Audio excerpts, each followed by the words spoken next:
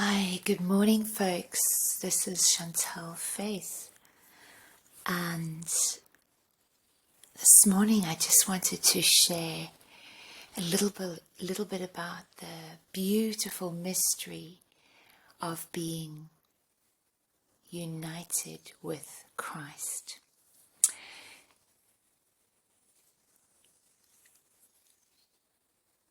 So when God calls us by name and draws us and woos us to Himself with His love, we begin on this most wonderful pilgrimage of knowing Him and coming into a revelation of who He is, His beauty, His majesty, His loveliness. And the more that we pursue knowing Him, this revelation fills our being and we become one with Him. We become one with Him. And this is really the whole goal of our faith. And we see this in many verses throughout the New Testament. And we see this even with how Jesus lived His life. He speaks about John 14:20, on that day you'll realize I am in my Father, and you are in me, and I am in you. Earlier on in verse 10 he says, the words I speak to you, I don't speak on my own authority. Rather, it is the Father living in me who is doing His work. Believe me when I say that I am in the Father and the Father is in me. Or at least believe on the evidence of the works themselves. So when Jesus lived His life upon the earth,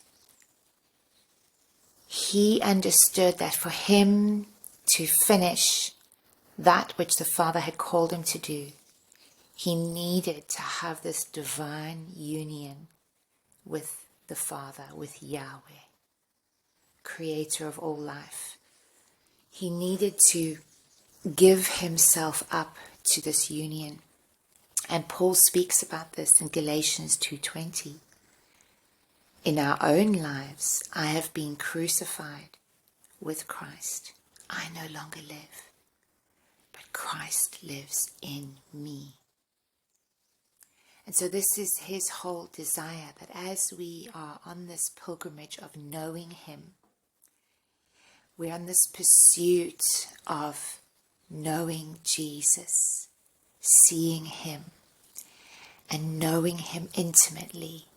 That revelation fills our being, and He becomes one with us, and He begins to live in and through us. And it's a mystery, but it's a continual unfolding of this beautiful union He's called us into. You know, Acts 17:28 says it's in Him that we live and move and have our being. Jesus taught this when He spoke about the branches abiding in the vine. The branch cannot live without the vine. It is part of the vine. It's not just an addition. It's not just joined on. It is one with the vine. And so this is how we're called to live our lives.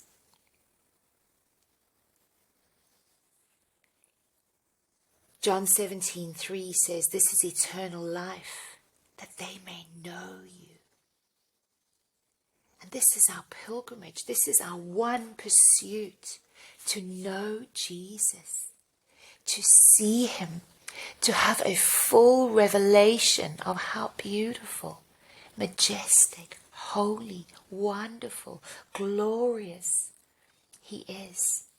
and to carry that revelation in our bodies, in our spirit, in our mind. So wherever we are, this knowledge of Him, this revelation knowledge of Him is being flowing out through us, because He begins to live in us through this revelation of knowing Him. He lives in and through us, and we become the vehicle through which He lives upon the earth. He's looking for those who will say, I'll be that vehicle. I'll be joined to you, Jesus. In fact, you come and live your life in and through me. That wherever I am, this revelation of your beauty is being manifest. Wherever I am, your love is literally pouring through. And this is what Jesus spoke about. These streams of living water that would flow from our belly.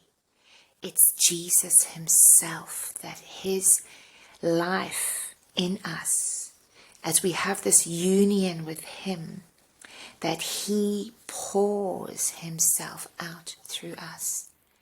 And what does that living water look like? It's love. God is love. Jesus is the epitome and the revelation of love itself. And as we allow His love constantly to flow into us, Jesus is revealed.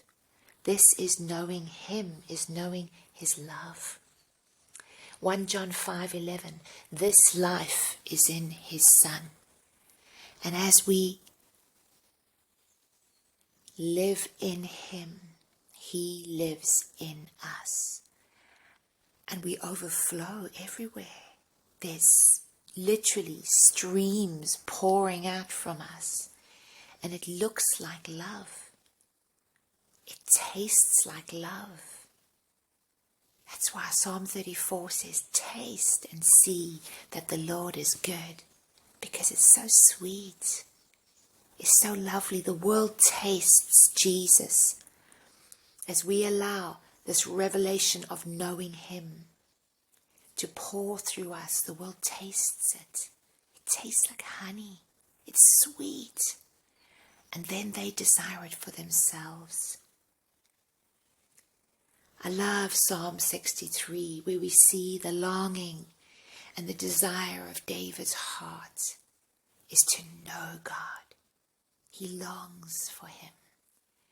And this should be our constant pursuit, is to know Jesus in the secret place, in the intimate place, to know Him, to know the fire of His love, the fire of His eyes, to know His gaze that burns into our hearts, to know His voice, to know His touch, to know His love.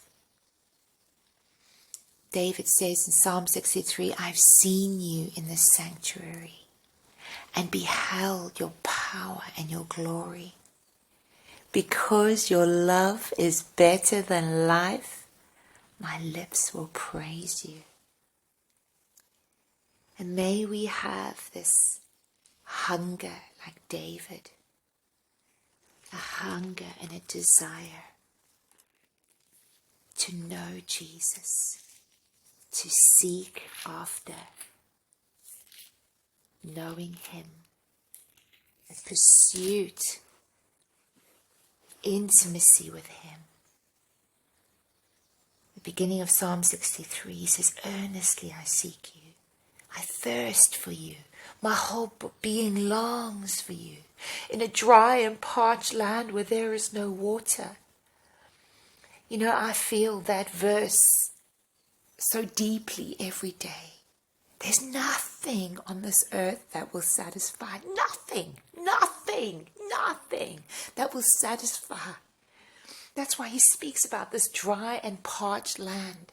The things of this world, material things, carnal things, they don't satisfy.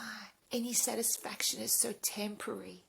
But the longing of our hearts is this thirst for him, to know him, to see him in the sanctuary, behold his power and his glory.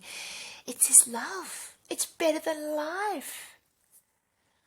And then he speaks about verse 5, I will be satisfied as with the richest of foods. When this revelation of Jesus fills our being, consumes us, we are so satisfied. Ooh, it's like there's nothing else like it. Nothing. And so this pilgrimage is to know Jesus in the secret place. And I invite you into that today.